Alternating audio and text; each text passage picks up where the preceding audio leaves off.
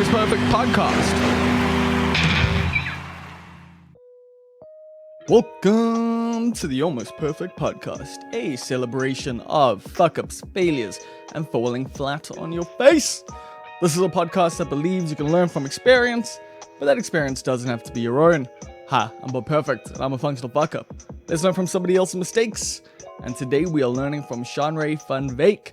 Now, Shanray is a comedian, an actor, and a writer. You might recognize him from various different screens, as he is the face of Outsurance at the moment. And you also might recognize him from the stage, as Shanray is someone who's performed a hell of a lot in his 6 years of stand-up comedy. He is actually working on a one-man show at the moment, which you can check out next weekend, I think, in Joburg. He'll tell you about it in the show. But yeah, Shanray is a very funny guy and someone who's been on quite the journey, which you're going to get to hear in just a little bit. Of course, I need to let you know that this podcast is brought to you by you, which means you can support it by going to patreon.com/almost perfect. Or you can go to almostperfect.co.za where you can buy a t-shirt or a mug, and you can check out all the different things that I do there. There is a new newsletter. If you're not signed up to that, go check it out. Right now, here comes the Almost Perfect podcast with Shanray van Wyk. How are you living, Shanray? I'm good, man. I'm good. I can't complain. Can't complain at all. Survived the pandemic. So, yeah, man. Doing good. We've survived the pandemic round one. We don't know what's around the corner just yet. It's over, bro. It's over. It's done for. It's over. We can't go back to... I'm going to take your word for it. So you think that we will go back into another levels?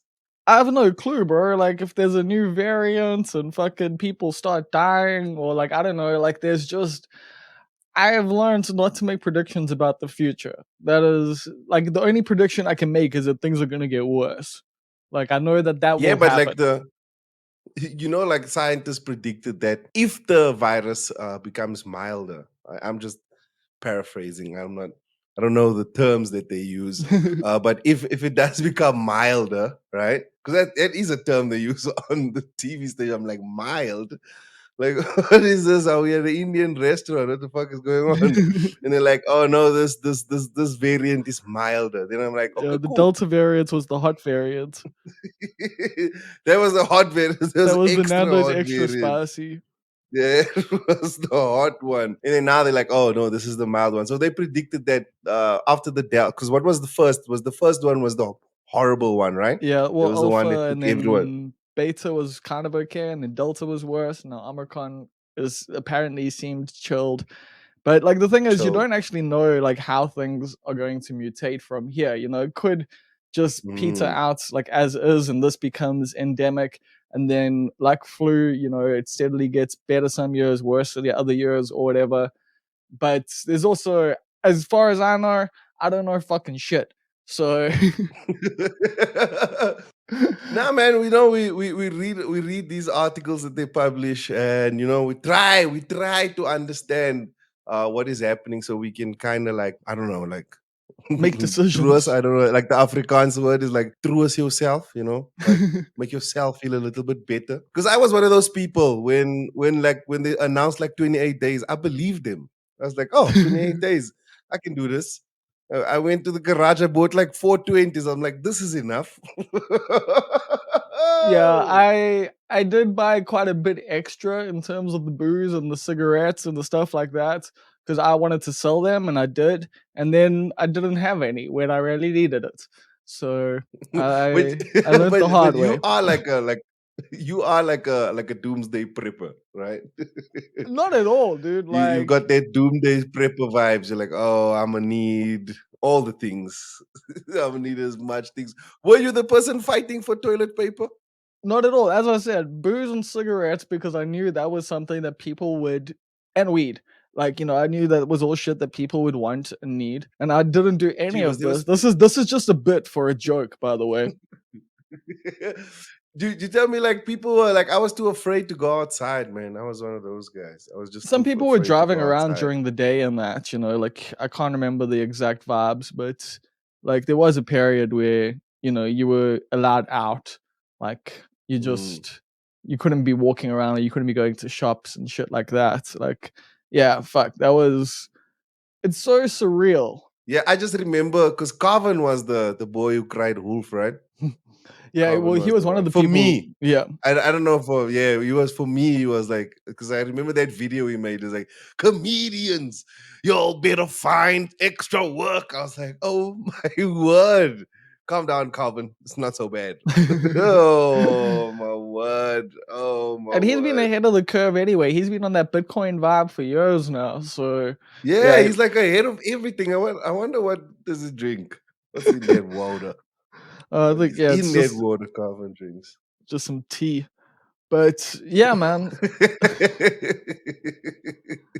it seems like you've made it uh, out all right from all of this shit, though. Like, it seems like this last year actually went pretty well for you.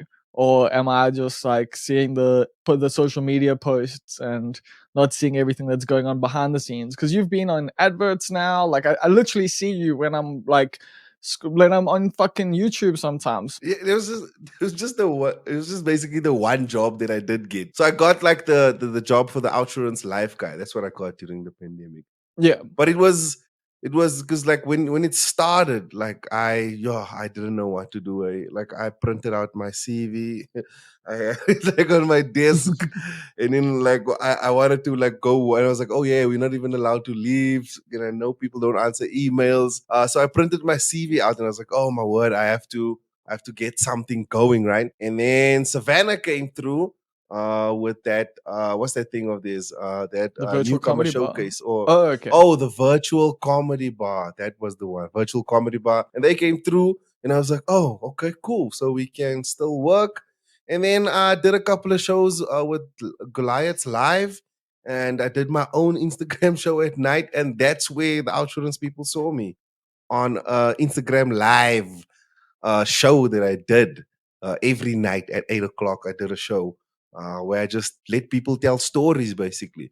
So I would invite someone with a story, and they'll tell a story, I tell a story, and then that basically was the show. And then one day after a show, I just got a message. Hey, Shanray, do you wanna come for an audition?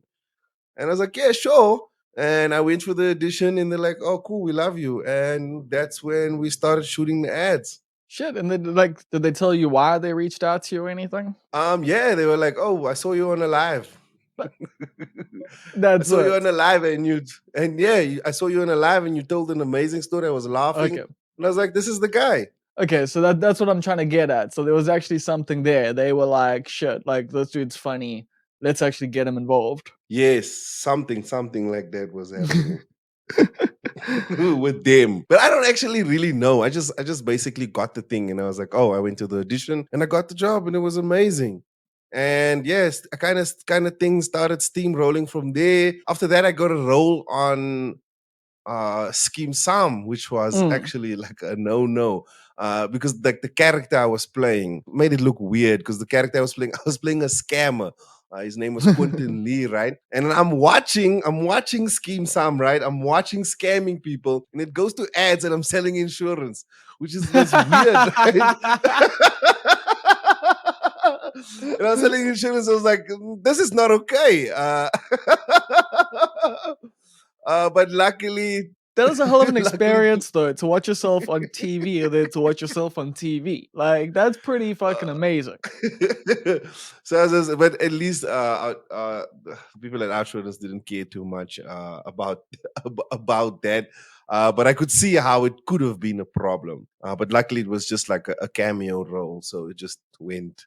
And yeah, it's been a good year. It's been a good 2 years. Has this was this like the first like advert you ever got, or were you doing stuff beforehand? No, actually, this was the second advert I ever got.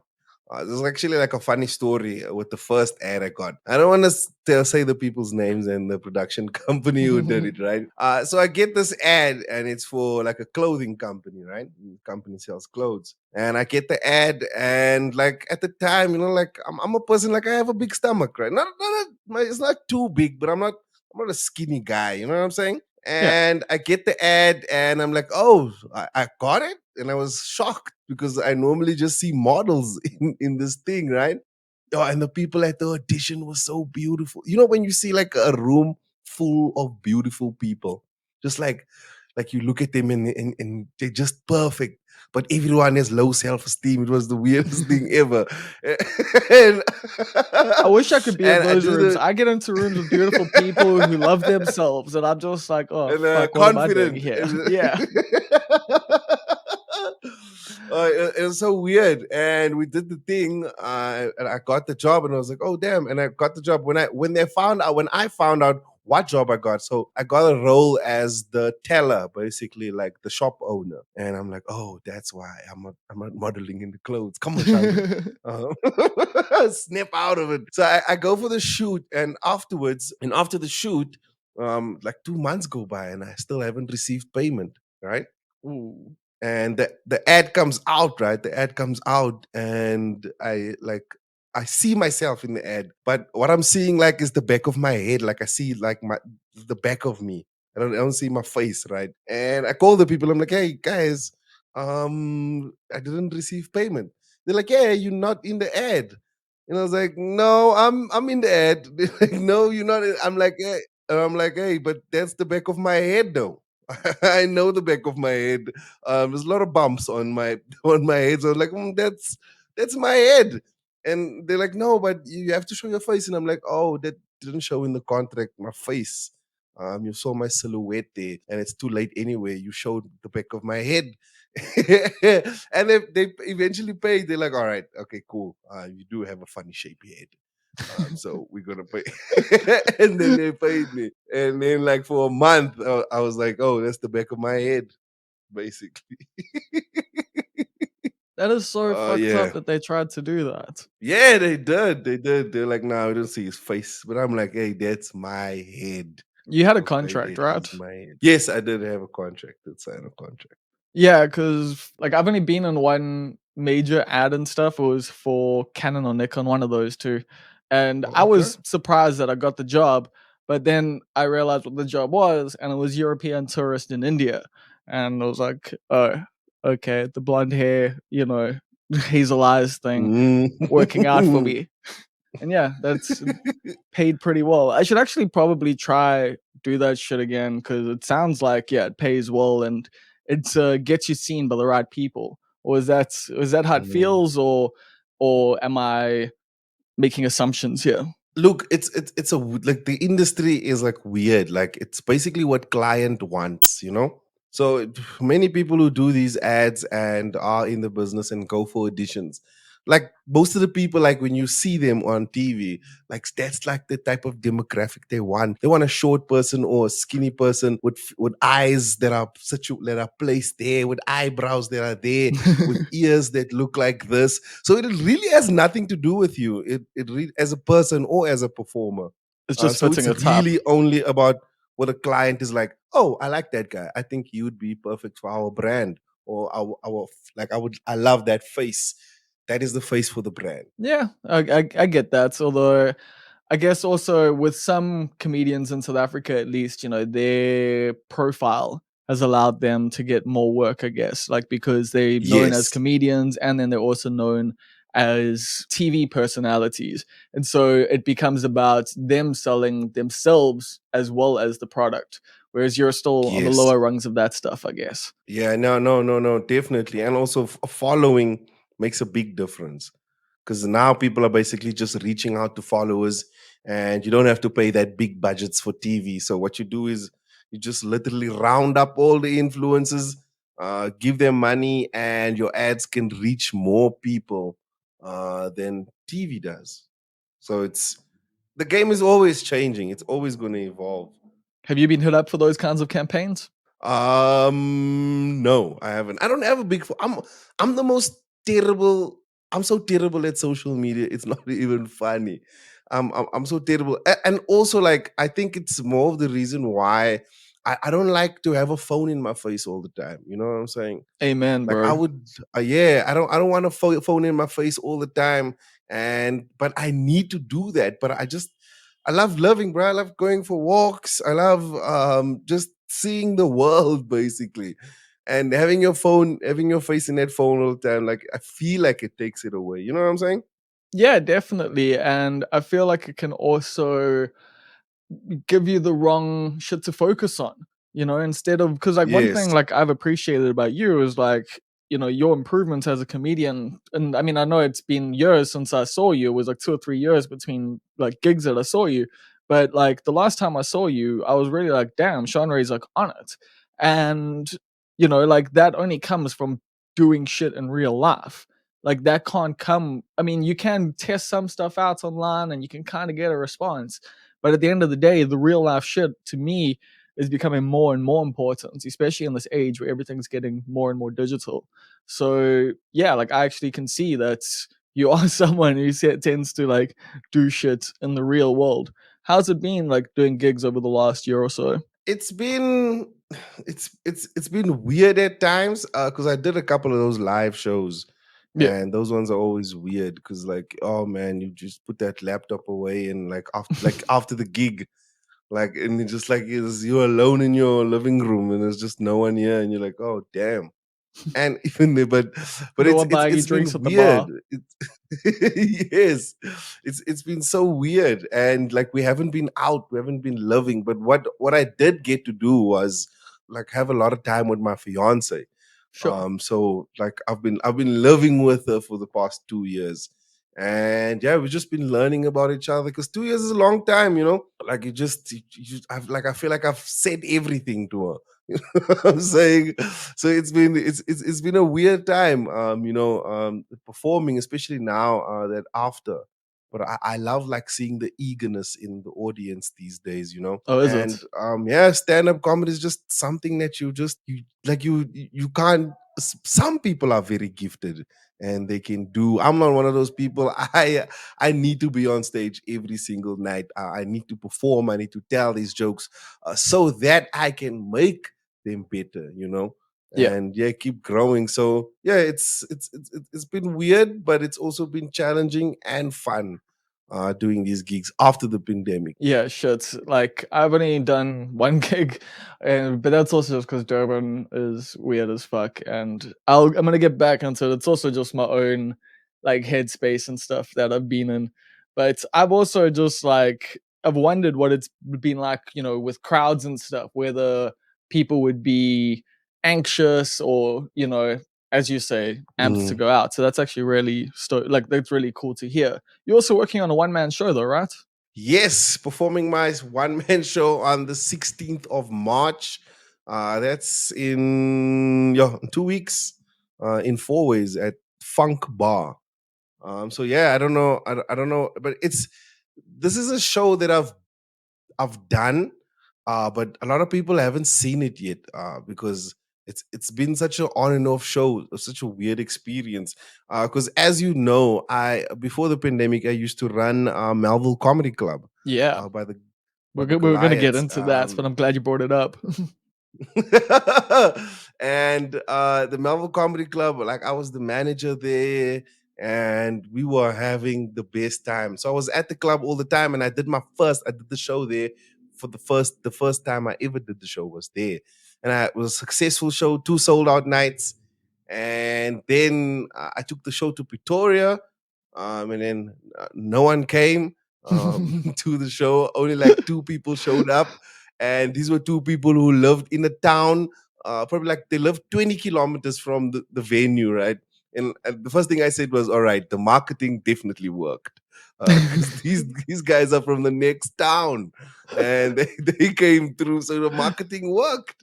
The people were just like, and no one came, devastated. And yeah, I can't describe. You know what devastated? You know that, oh, that's did a you long car did you ride do the home, show but though? no, I couldn't do it for two people. Okay, I was just That would have checking. been. Because I mean, we've done a show in Durban to two people. It was an open mic though, so that's a bit easier. I can't imagine doing a one man It's to two not a people, one so I man, was bro. checking. No, can't do a one man, bro. I gave them the money back out of my pocket. I was like, hey, here you go, guys. Hey, Did you give sorry, them extra can't for the do this. petrol or nah? No, no, I just gave them the ticket money. And then I had the show at the Dunkelde Theater, and it sold out 2 nights. And it was like back in Johannesburg. You know, I was like, oh yes, this is the one. I'm back on track. And then I did the show again or it was scheduled to be done. So yeah, this is the first time I'm doing it after a successful run at the Dunkelder. It's basically the same show. The show's called Come I Tell You. That's the show's name. And So it's what's the basically general just vibe me. behind it? Is it just stories, or do you have a running theme? It's basically my life from, because I'm from the Eastern Cape, right? I'm from the Eastern Cape, King Williamstown, small location called Breitbach. That's where I'm actually from. Shout out Breitbach. And am I wrong in thinking that Mackay and Tini was from King Williamstown? Yes. Makayantin is from King Oh, Williamstown. cool. And Dumesolindi is from King Williamstown. Oh, rad. Yeah, that's it. I think that's it. I think that's it. I don't know. I might be wrong. Oh, there's probably another comedian from King Williamstown as well. But yeah, from there, and basically my story from there, moving to Johannesburg and dealing with everything here, life. I also used to play rugby, so I got a couple of rugby stories in I there. like how you're just bringing up everything I've got written down.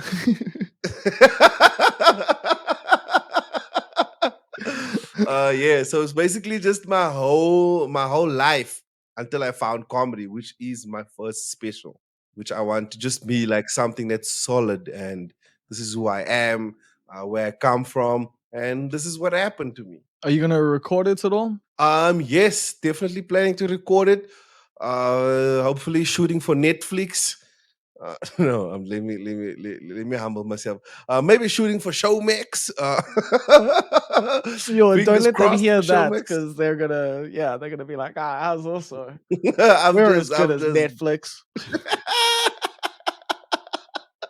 I'm just joking, guys. Showmax, you are just as good as Netflix, even better. And Netflix, you are also fine. Everyone's fine. You know what I'm saying? Everyone is fine. Whichever But one has your special is the one that's better. everyone's pays more. Yeah, you guys are fine. But yeah, planning on shooting it. I really want to shoot it by the end of this year Are and you gonna just be get it working out with there. Ryan And on that? Am I assuming there? I don't know. I don't know. Luke, I don't know that side of the business. I really Okay. don't know, eh? I don't know that side of the business. So yeah, trying to make it in there and see what's happening. I don't even know how much specials go for these days. You know what I'm saying? I don't know anything. Yeah, I think chat to Carvin about that. He's got some pretty good info. And chat to some people who are currently on Netflix. I think they might be able to give you some advice. There are like 6 of them at the Yeah, but moment. I don't think they understand us. They I think Netflix talks dollars. Uh, So yeah, I don't know. I don't know how to do the convert. I'm like David, my calculator need to convert. What is the rate now? 15 times 15. Oh my word. And you don't know. Yeah, I want. So I don't know. I don't know that side of the business. But in a year, we're gonna find out. In this year, we're gonna find out what's on the other side and record it. And yeah, see South Africa's response. Hopefully, the world's because definitely after I sell it, I will definitely win the rights end because it does have to end sometime, right?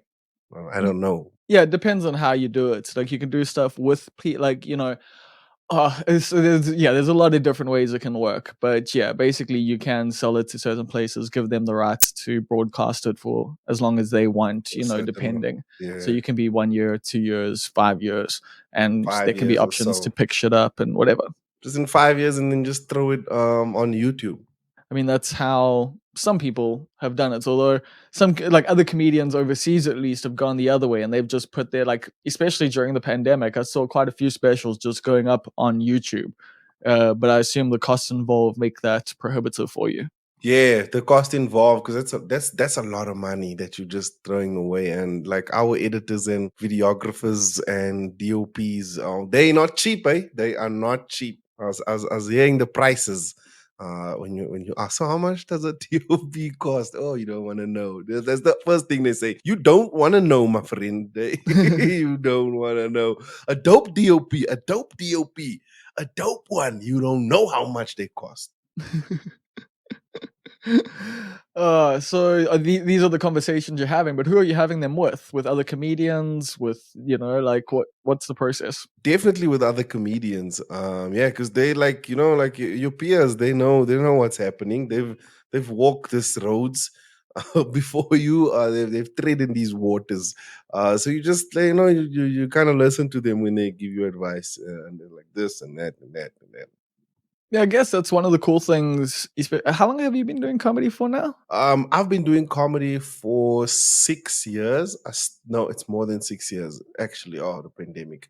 Yeah, that I changes started in everything. 2016. I started doing comedy in 2016. Oh, so So it is it 6 years. is 7 years in 2022. Yeah, it's 6 years. Yeah, it's 6 years. Yes, I'm right. I'm right. Yeah. So yeah, it's been 6 years. Yeah, It has so been 6 years. like you're getting into that phase now where like yeah things start happening, but what's cool for you is so many people have come before you now, you know, that there is a path that you can see. There are other people in the scene who you can chat to, and there's also like what it seems like in Joburg is that there's at least like a lot of camaraderie, and you guys are doing stuff together. Like I saw you guys made that movie together with Ebenezer. Like I haven't seen it yet, but it's called Run George. Oh, Run So George. yeah, do you want to tell me about that? Oh man, that was a that was a fun project. So a friend of mine, you might know him, Bongani Dube, your Yeah. favorite. Uh, We've had some Bongani conversations Du. about Bungani before. None that I will Bongani say Dube. publicly. Me and Bongani Dube one night we just came home after gig and we just wrote this movie, right? And we wrote the movie. We had it for a couple of days, and we decided to take it to someone, right? And I don't want to say the person's name, but we said in the meeting, we gave him the script a day before, and we came to the meeting, and he was just irritated. And we told him, okay, we don't know really how much script sells for. How much would you give us for this script? And the guy told us, bro, that we can't shoot this shit. This is shit. This are his actual words. This writing is weaker than a newborn baby's neck. That's what he Wow. said. Right? Wow, that hurt, bro. And we went back and we rewrote it. And yeah, that is basically what we needed. And we rewrote it, and we just chilled with the movie for a while until a friend came by and was like, "Hey man, we're looking for content. We want to shoot content. Do you want?" And we just like, "Yo, let's give this guy a script." And we gave the guy the script. And I don't know if the story is true, right? How we got the money to shoot it the first time, right? Because we shot the movie twice. The first time we shot it, we didn't finish it. This guy sold his house, right? I'm not making this up, guys. This guy sold his house and he put like money towards the movie, and we started shooting the movie and we didn't finish it. Then Fuck. we That didn't sounds like a lot finish of it, right? projects in Durban, to be honest. Like that literally sounds like some like shit that I would hear at the Durban Film Festival. So y-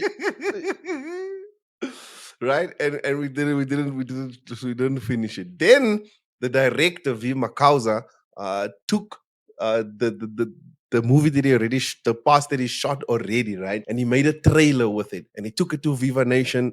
And Viva Nation was like, "Oh my word, we love this, we love it, here's more money, go shoot it." And that's how we completed the movie. that's really fucking smart. Like that's actually yeah, shit. It sounds kind of similar to a process that I'm going through at the moment with this cartoon that I'm making with another guy. And like we've gotten some funding and we've been pitching to places and like gotten feedback. And it's been an interesting vibe because, yeah, with every little bit that you get, you just try and make something more of it so you can convince someone else to be like, here's the money to do this thing. And it's like, fuck, that's such a process within this vibe. But at least you've done it now. Yeah, and it was like we shot the last scenes in the movie during the pandemic, like when we came to level 4 or when we came to level 3, and we had like places basically open, and we went and we shot the movie and we did it. We didn't expect anything. We entered it into a couple of festivals, and then crazy things like like festivals started selecting this movie, right? We got a selection from Rapid Lion. That Rapid Lion Film Festival, and then we got into Jersey Film Festival, and then it just started getting wild, and then we got into a Kenyan Film Festival, then we got into the Canadian Film Festival in Toronto, and then we got into a festival in Argentina, and we got like 11 selections around the world.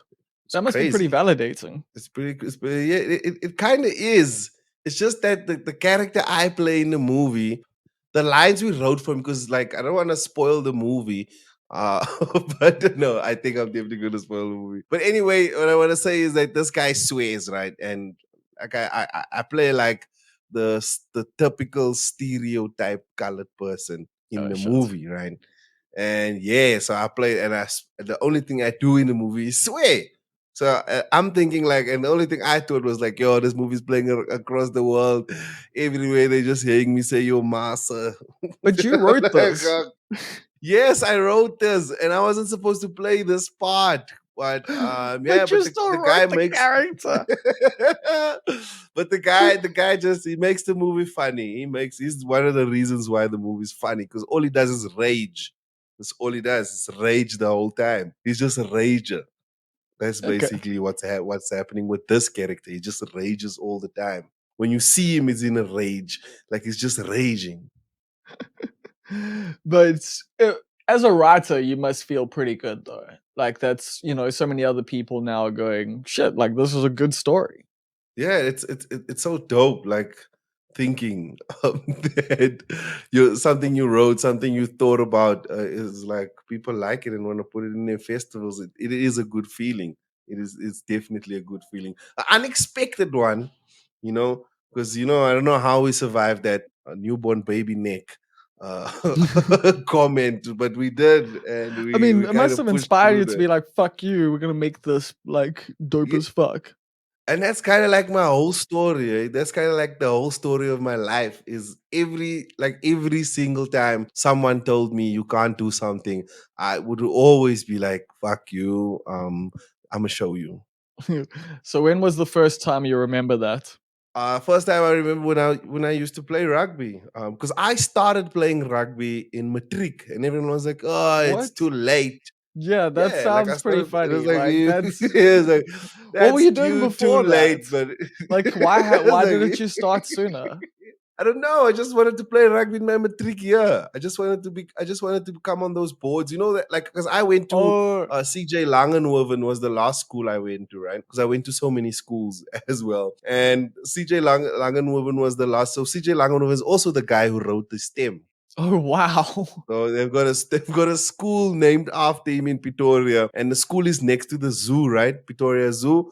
That's where the school is located. So I started playing, and I was like, "Oh, I just want to be on that board, and my name must be there in gold on first team players." And that was just my goal for the year. Like, and also like the main reason was that all first team players got to eat a pie and a cold drink at lunch. Like the canteen would give them a pie and a cold drink. Oh, you first team. Here you Wow. go. Jock supremacy, bro. Jock supremacy. It's like, oh, a pie and a burger pie and a coke. Come on, son, I'm in. I'm in for this rugby game. And we used to leave earlier than other people. Like if school ended at 2, we got to leave at 1 sometimes, just to get on the bus and go to a different school and play rugby. And people were like, oh, it's too late. And I went and played, and I was like a good rugby player, because after school I went and played for a team called Eastern United. That's in what's this place named Boksburg, right? And I played for Eastern United, and I was good, right? I was so good that the city of Boksburg came to a game and like, oh shit, we want that player. He's fire, right? And the next day, like they came and offloaded a fridge, right? They came and offloaded a fridge, and then I was like transferred to Boksburg. So I don't want to say that they paid a fridge for me. I don't know, right? Maybe that's just a rumor. But on the same day, I remember there was a fridge that was getting delivered. So I was like, oh shit, these people sold me for a fridge. But it was a double door, so it wasn't bad. So I went to go play at Boksburg, and I played Boksburg. I got into the under 21. I played for under 21 Falke. So I got into, and I played a couple of Curry Cups under 21. But did you have any sporting experience before this at all? No, I just That's decided so I'm gonna play crazy. rugby.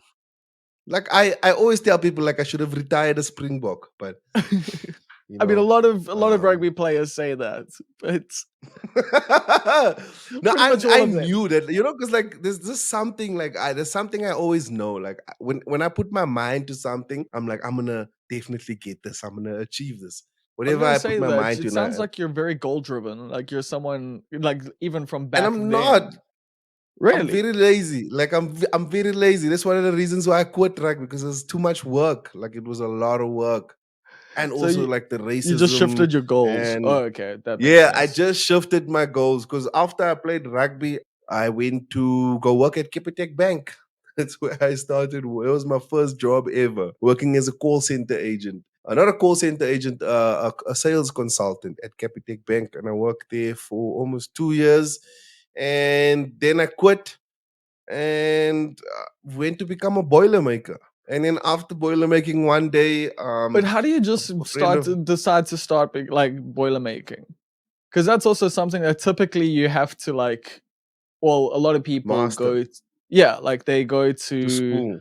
Yeah, exactly. So what I did was, my uncle used to be a boiler maker, and like I would just love the gates that he makes, and they would always talk about boiler making, like while they're making, there's a 45 degree, what, and I was like, yo, this sounds dope, like geometry. I was like, this is fun. I think I can do this. And, like they were laughing again. Come on, Chandra. Just go back to the bank, sir. I was like, all So at this right. point, were you like the Uh, nerd? Does that sound like a challenge? And then I went and became a boilermaker. And I worked for Central Welding Works for approximately like 4 years, building a lot of things, like a lot of malls in Joburg. Like we built Mall of Africa, Chelsea Tower, like a Do lot you of feel things. I any drive pride around, I'm about like, that? I built that shit. Okay, I was gonna say, yeah. Do you feel proud about that? Because that must feel pretty gratifying. That sounds like work that, like, as hard as it is, still like you get to tell people, I fucking helped build that. Yeah, like, and it's dope, like generations from now. Because what happened every time we got pipe work, right? I would take a piece of cardboard and I would write my name on it and throw it in the pipe, and then we'll weld it close. So generations and generations, when this world is gone, someone's gonna open that pipe and just says, Shanray says, fuck you. Oh shit. There's like in a lot of pipes in and around Johannesburg, is just my name.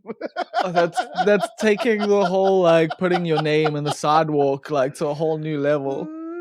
That's what I did for 4 years. And then a friend of mine, Bongani Dube again, was like, he introduced me to stand up comedy. But How like did South you Africa, guys I was always meet? a fan.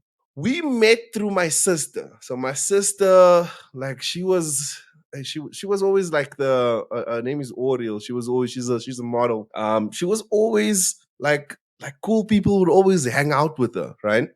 Like she was just like cool That tends to people. happen for models.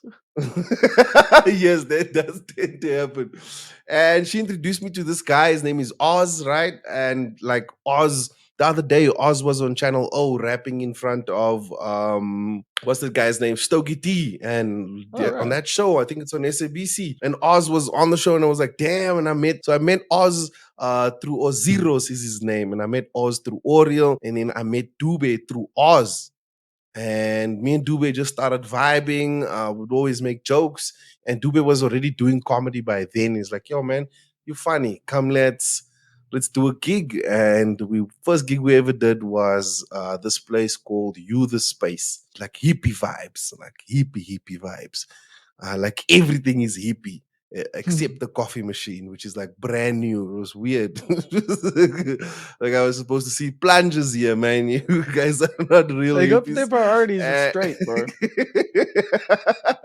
and we did a show there at You the Space, and like first time I ever did comedy, I did like pretty well.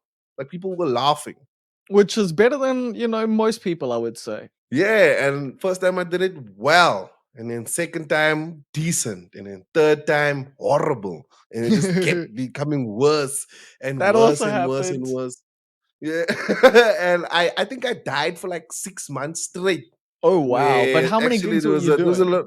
I was doing a lot of gigs. I was doing a Oh, lot of shit. gigs. We drove from What was going Pretoria to wrong? Joburg all the time. I don't know. I think I wasn't like myself. You Okay. know what I'm saying? Like I wasn't myself on stage. I didn't find my voice yet. And do you feel like you're finding it better now? Or are you in that process? Where are you at when it comes to that? Because we've kind of chatted a Right little bit now, about this, like, off stage before. yes. So it was always me trying to do comedy. It was a weird thing where I was like me trying to do comedy and not me making comedy just be. You know what I'm saying? Like you just like you're trying to be funny and not just being funny. And that was the transition that I went to from trying to be funny. And then I was just like, why am I trying? I know I'm funny. Let me just talk about the things that I want to talk about and give my perception on the world. And then it will just turn into funniness. If it doesn't, this isn't for me. Then, because people like other comics, like comics are harsh, bro. So comics will come up and be like, I don't think this is for you, my friend. This is definitely not for you. Yeah, I've heard those stories before. I'm grateful I've never experienced that, but I've definitely heard you hear all these tales of just like older comedians, especially back in the day, just like going up to guys and just being like, maybe don't come back next week. Like, or the week after that. this isn't for you. But then I pursued it. I pursued it so hard. Like I wasn't gonna give up easily. I wasn't gonna give up easily at all. And yeah, and look at me now. Now I can definitely, I know what I'm doing up there. I know what I'm doing. I can follow the laughter. I know what the audience wants. It's just I'm more comfortable on stage. Yeah, so it's really been a good journey with stand up. I mean, stand up definitely saved my life. It definitely, no doubt about it, it saved my life because What I do you jumped mean in by with that? both feet. What I mean by it, like I was like very depressed, right? I was very depressed because I always felt that I wanted like more for my life. Sure. And the I get position I that. was in, because the position I was in, like, because that's what depression does. Like it's so silent, right? Like you don't even know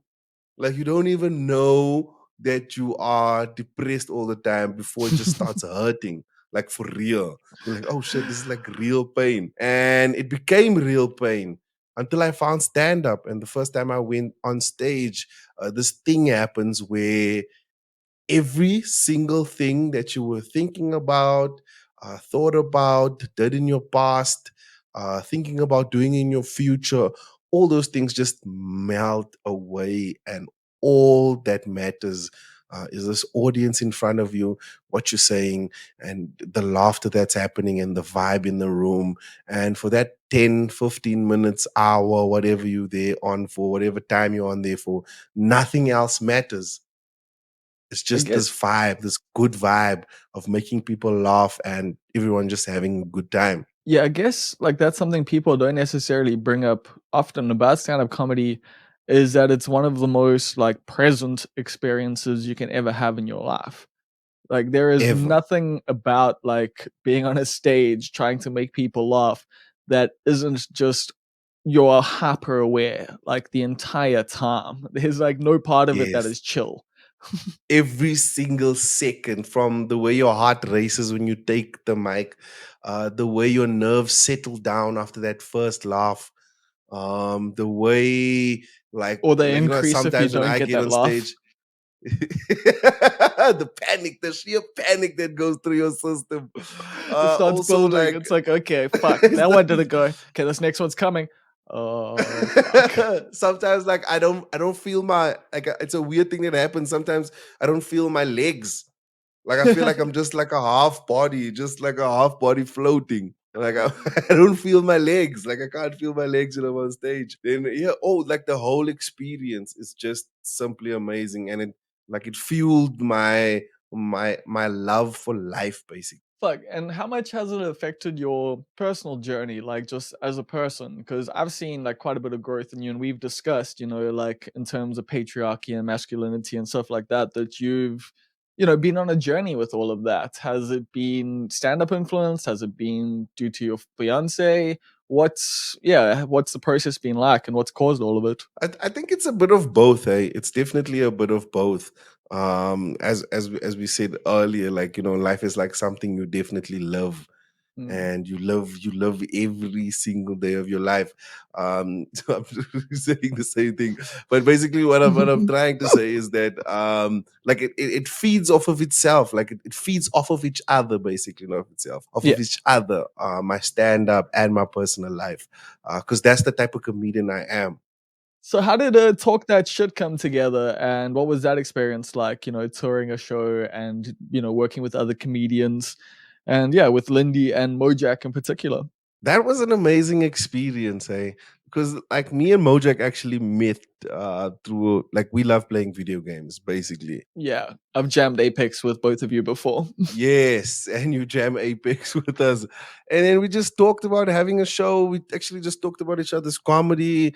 Mojak is like very helpful when it comes to things like that. Like he's there to help you in each way, in every way that you want to be helped. So Mojak was there. He's like, yo, we should do a show together. And then Lindy was in the vicinity, and we're like, yo, Lindy. And then that's basically just how it started. And we had the first show, and we didn't even know what concept we were going to use, like we really didn't know what concept we were going to use. And then we one day we just said, we're like, yo, let's do a show up front, like 15, 15, 15, and then we just chill with the audience and talk to them.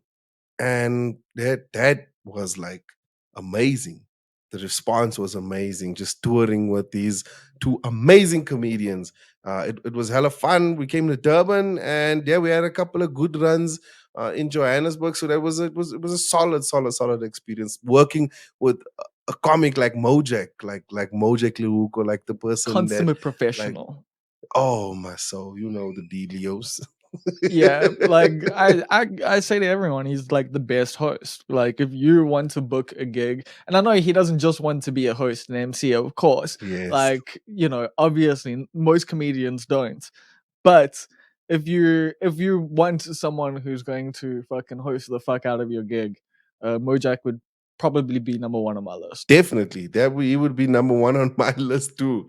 Like definitely number one. He and Lindy Johnson as well. A fire, fire, fire, fire, fire act. Yeah, definitely. I booked her for the festival before. She was number 8 on this podcast, I think. So yeah, Lindy is someone who I think is fucking hilarious, and like it's so cool that you two have been. Well, she's been in comedy for slightly less than you, but like what I liked about that tour was like it was kind of like the headliner taking the middle and the opener along, but like at the same time not at all, because that's not what you guys did. You guys split the shows. Each took different slots each night. Everyone, it would be different who would host, and it seemed like a pretty egalitarian, like I think egalitarian's the right word, I hope, way to do things. Yeah, like it was we did that because like our communication is not like comics are easy people, like we really easy people. And yeah, it was just every night was basically just rock paper scissors to say who's hosting. And we did that every single time, so there was no hard thoughts in this process. Like rock paper scissors, all right, you hosting, done. And Nice. we don't do it every night. We announce like if we have tour dates in a place, and we would do our show, and then we'd basically do it on the plane already there. We're like, all right, let's go. Who's hosting first? And then we just run down the order. Yeah, it allows you guys to prepare properly, because being in different slots does have an effect. It does It matter. does You take, but can't come with your hosting slots for like your headlining. hosting is a little easier than doing a set. It's a little easier. You have leeway. Audience is nice to you. You can talk to them. You can have fun with them. You got your 3 questions. Your Hi, jokes don't what's your have to be good. name? Yeah, they don't have to be good. Just hi, what's your name? Because what that does is, especially for a host, if you like let people like you, if you meet people in a room where everyone's performing, you just meet people, it makes people feel more together. Because now I know, oh, that's James, he's a lawyer. Oh, that's Tanya, she's a paramedic. Oh, that's Joshua, he's a farmer. And like it just you it creates a weird thing where the audience is like, oh, we know each other and we can laugh together. And then it's just a fun night. Every single time a host does that, a fun night. I've seen it so many times. I'm like, I've seen hosts who don't do it, and you still have a fun night. But when a host does that, where let's like you just meets a few people and people just start feeling like they all came together, because that's Yeah, how we Richelieu are. does that Like very well. very well. And like it's just flames after that. Everyone is like, oh, we're having the best time ever. Yeah, so I was actually gonna ask, is that something someone else told you, or was that something you just noticed? Because now that you're bringing it up, I'm like, yeah, like good hosts do that. They and like I even saw Conrad Koch recently, and he did a show and like got the names from people and just constantly included them. And like you're right, when people do that, it does bring everyone in the room together. Because even if you're not one of the people being called on, you do feel like you're a part of the show now. Like that it can, like, Yes. yeah, like I'm glad you brought that up. That's some great advice for me. Like I need to take that. Oh Like no, fuck I'm a everyone else. student. I'm a student of the game. I am a student of the game. I love stand up comedy. I absolutely love it. I watch so much of it as well. Like when I was working at the Melville Comedy Club, I thought I was gonna get tired of seeing stand up because we had shows Wednesdays to Sundays, and I Yeah. used to host the Sunday shows. And there was a time where I was like, I'm gonna get tired of this. I can see myself getting tired, and it just never happened. 2 years, it never happened. But would you say that period was like the most influential? Because to me, from the outside, it would seem like just being around comedy constantly and also getting on stage as much as you did, plus having the responsibilities and everything that you had there. Like I can imagine that must be a time in your life that you look back on fondly, right? That was the best time. Like there was a golden, those were the golden comedy days, man. Like the Like that's golden. living the dream of like working at the store in a Yeah, way, it you know? was. I felt that way. I literally felt that way. Like living, like basically living in New York and you working at a comedy club and you get to perform comedy. I literally was living the dream. And I loved walking distance from the club. So I would just walk to the club. I would be there every single day and it would be the best time. And it really felt like that. It really did feel like that. And well, fuck, yeah. I guess when the club closed down, that's when everything shifted for you. Yes, that's when everything shifted sideways. It was a very responsible thing to do, to shut down the club, even before level 5 came. Yeah. And yeah, it was just for everyone's safety at the time because no one knew what really was happening. And I mean, the government, that is, I mean, I always look at it like this, right? If you were that person, like just imagine, like if you were that person and the whole world is saying, oh my God, people are dying by the thousands. Yeah. What do you do? Like, as you, and like we know nothing, you know nothing. What do you do? Yeah, So dude. I respect the you, decision like 100%. I mean, I was like freaking out about my festival, which was fucking 6 months down the line. I can't imagine having gigs on every single night and like wondering what the right thing to do is. And it's mhm, tragic because that place was so fucking valuable. I'm glad Kitcheners is still going and I'm glad Monday Night Comedy is still going and like, people are making stuff work up there. But fuck, like Marvel Comedy Club was a vibe. Like I really it thoroughly was. enjoyed performing there, man. Oh, and and before that we had the Goliath Comedy Club in Santon. Oh my word, Did you get those to are good perform there? times. Yes. Nice. I worked before it closed, I worked myself to a support slot. I worked myself to a support slot because like that time when we started, man, and I really worked hard because like I lost twice, like at Parker's. So Parker's Comedy and Jive was a place in Santon. Wait, I think can you hear the cutlery in the back? No, I don't think Okay, so. it's just me. All right. Uh, so Joe Parker used to have a show, a club in Monte Casino, Yeah. and he used to have a competition there called Kamikaze, and for open mics, and you would win a 10,000 rand if you win and I lost twice because you could only enter the competition twice. The first year I lost to Daryl, you guys is Daryl Oh, Williams, Daryl Williams. Oh yeah. yeah, because he did that song, and then after the song, I'm not saying it was because he cried. He was funny. The song was funny. He was funny, and then he cried afterwards. So he hit the audience with the "I'll make you laugh, I'll make you cheer for me, and I'll make you sad." And then we had to perform after that, and then it was just it was obvious. It was obvious, and plus Daryl has green eyes, bro. Have you seen people with green eyes cry? Yo, he'll give them anything. joking. I'm So it wasn't the jokes, is what you're it saying. was the jokes. That's No, what I'm saying is it was the jokes. But then he took them on a journey, man. He made them they cheered. He made them laugh, and so he then he won. made them emotional. He won, right? And then the next year, I lost to Cry Superfly. He just came out hot that year. He just came out hot, I haven't and I seen was like Cry very yet. I've seen him on like the but internet, he but I haven't lives. seen the He comedy. moved Yeah. to the Netherlands. Ah, okay. So He I'm not moved gonna to get the to see him. Netherlands. You're not gonna get to see him. Oh, and Cry was funny, man. And I lost to Cry, but I came close. I came close. I finished second this time, and yeah, it was it was a dope experience. And then all of a sudden, yeah, pandemic happened, and we lost everything. So we're busy rebuilding now. It's rebuilding. We got a Monday spot. We got a Tuesday. We got a Wednesday. We're looking for a Thursday, and Where's then the Wednesday? Friday. Wednesday is at Shakers, Maboneng. Okay, cool. Yeah, I'll hit you up whenever I'm coming up that side, because seems like I'm gonna be performing in Joburg. But I always like kind of have, well, not always, but for a while I've been just doing more things in Joburg than I have in Durban. So yeah, and I mean, because we don't have any of that at the moment. We do have some gigs sometimes at altitude, but in terms of like just a place to really work out material, like I'm gonna have to do something. And I Yeah, just man, it's important to have those places, those small places, when because But comedy they gets can be better and disheartening, better. bro.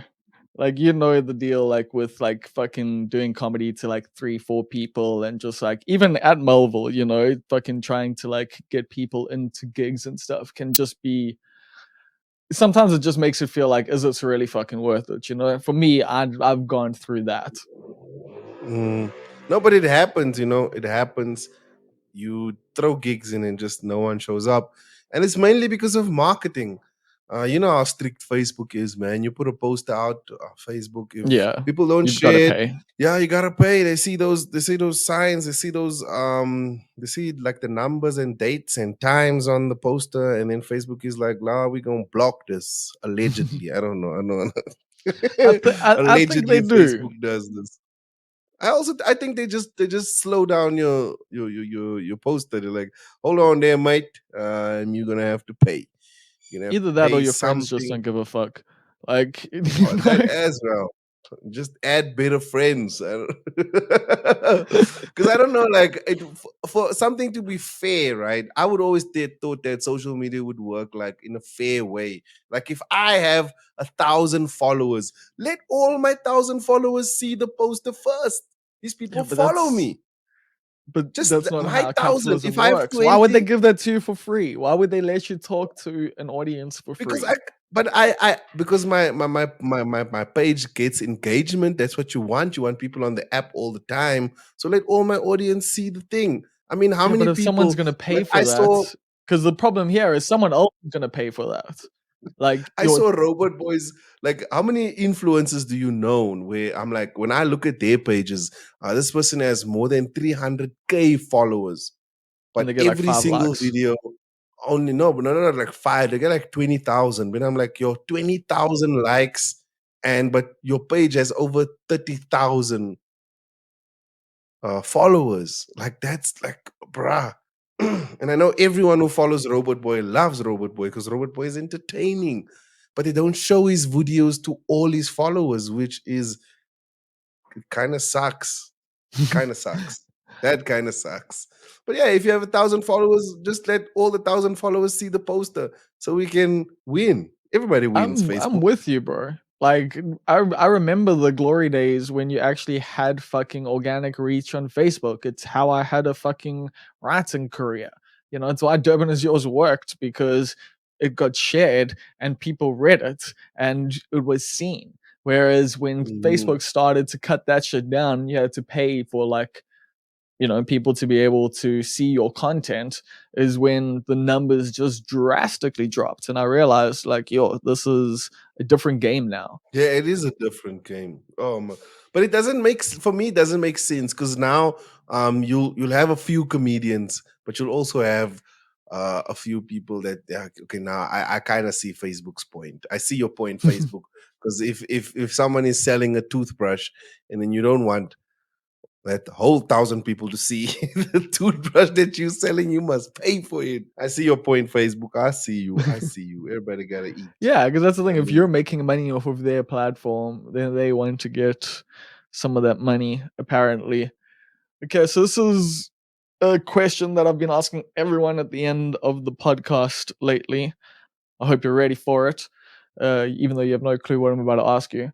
But what is one okay. of the lessons you have learned from a big mistake that you have made in your life? A lesson that I've learned. What would it like? A lesson that I've learned from a big mistake that I've Yes, made in my because life. the whole fucking point of this podcast is learning from other people's mistakes. So, what is Mhm. something that you fucked up with and it's taught you a lifelong lesson? So when I played rugby, I literally gave up because there was obstacles that I just didn't want to deal with, and I feel like that was the biggest mistake I've ever made in my whole life because it will always remain forever. It will remain a what if, you know, because that's what it taught me. Like when you give up, like it's definitely not gonna happen. Like it's definitely when you give up on something, it's like it will never, you put the final nail in it, it will never work out. And I feel like that was the biggest mistake I made in my life was give up on something that I really wanted to do because of other things or other inputs around me, obstacles around me. So I will never ever give up on anything. Not my fiance, not my comedy career. I will never give up. I like So that. that's the The lesson two I've most learned is important to never, things. I like that. yeah. So yeah, that's what lesson I learned. Never give up, no matter what. Cool, man. Well, thank you so much for your time. It's actually been really great getting to know you a little bit better. It's been cool, yeah, getting to know you, especially at like Mojak's birthday. We got to chat a bit, and then when you came down to Durban the last time, like I just had no idea who you were as a person, and it's been really fun getting to know you and getting to know you a little bit better. So, thank you for your time, bro. Thank you so much for having me, Bob. And yeah, man, love chatting to you. In Durban, also at Mojak's party. Thank you for inviting me. And yeah, man, I hope this podcast gets more bigger than it already is. Because I saw you Yeah, guys were like second on a list, right? Or didn't I read? yeah. Because I I mean, I didn't don't read think the it was, article. I didn't it read the was. article. I just saw one, You just two, saw the three. number. Yeah, like, Nice. I all like right, that public second, perception then. because I think that's what the public sees. They're like, oh, number two. Okay, okay, okay, okay. Yeah, well, what a lot of the public saw there was Mac G getting insulted, and so they got upset about that. But I'm glad you saw me in number two and were just like, "Oh, Bob's doing well," because that's what I want everyone to see. Because Bob is doing well. This is dope. This is a dope experience. Also, yeah, man. I mean, the person who wrote the article literally put there, if you're tired of MacG, you should have just put other podcasts that you can listen to. Done. Yeah, it would have been better if they had done that, but Yeah, in the much clickbait better. era, Clickbait. Doesn't that like? Do you think that like is that not like something that journalists are like? Because I know like back in the day, I mean, every profession has this thing where it's like, hey, he's not a real boilermaker. He can't even measure with his eyes. He needs to know how far 1 meter is with his eyes. He's not a real. Does that think that happens in journalism? Where they look at these headlines like, oh, clickbait, who is it? Tabo Sikwane. We knew it. Uh, yeah, like there is an element of that for sure. I just made that name up. That's not a real name. I just want to put this. I took Tabo and Sikwane. I don't know if that's a real person anyway.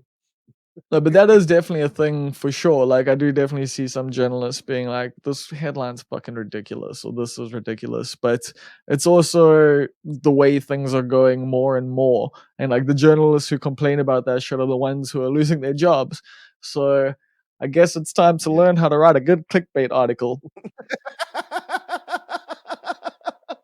We don't care about your writing. It can be horrible. It can be like Bonang's book.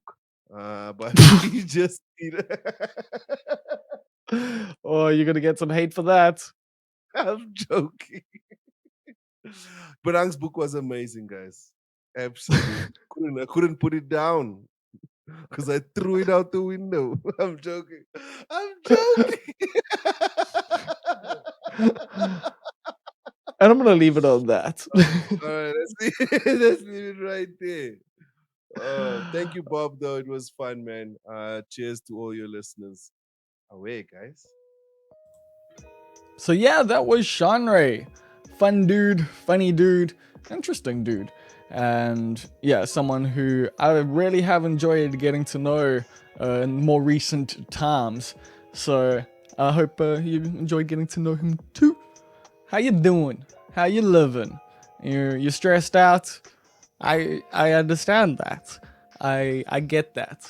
I relate to what you feel if you if you're a little bit stressed out. Although, to be honest with you, at this point in the week, I'm coming at you on the Friday. Yeah, I'm all stressed out. I'm now back to, what can I do? You know, what can I do? And then I do that. I've been reading The Plague by Albert Camus, which is definitely something I should have read maybe a little sooner, but my girlfriend got it for me for my birthday. And yeah, it's describes a lot of what we've gone through in slightly different ways with regards to this whole pandemic thing that apparently is over. Apparently. Time will tell. I mean, I don't fucking know anything. I genuinely don't. Just like you, just like everyone, we read and we hope we're being informed, but I don't know if we're any closer to knowing the truth, which is something that I actually bring up in my newsletter, which you can go and read on the website, and you can sign up to it on the website, almostperfect.co.za. It's a thing I'm doing. I've tried doing newsletters a few times through this whole project, but maybe this time it'll stick because I'm just trying to have some fun with it. That's it. I'm just letting shit flow, baby. And yeah, I had fun writing it. Some people have had fun reading it, and maybe you will too. So go do that.